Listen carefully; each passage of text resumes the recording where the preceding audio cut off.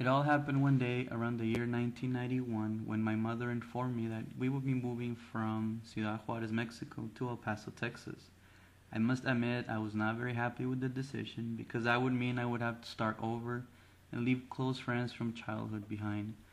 We moved over the summer regardless of my constant opposition. At least I had my cousin, who like me had also moved to El Paso about a year ago. He introduced me to his friends, and that made the transition somewhat easier as my new experience started. I vividly remember my ESL teacher, Ms. Watson. She had a kind smile and a soft voice. The problem was that she would only speak to me in English, and at first I did not understand a word she would say. She was very patient, and I can say I was blessed to have her as a teacher.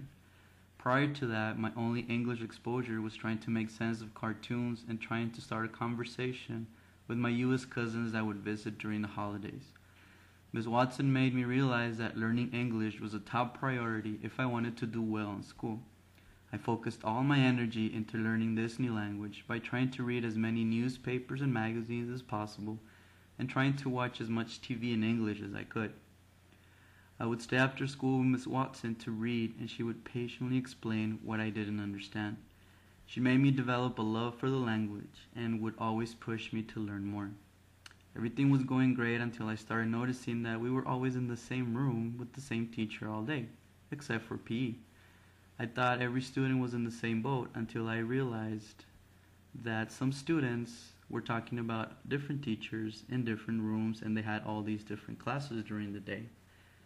Back then it was all strange to me, but now I understand that I was in an ESL program and that I did not have the same class format as the other students.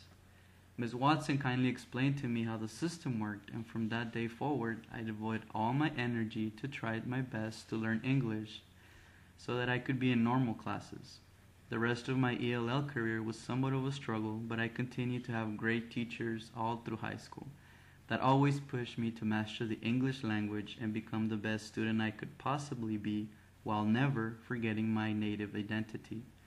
In self-reflection, that type of impact might be one of the reasons I made the decision to become a teacher myself.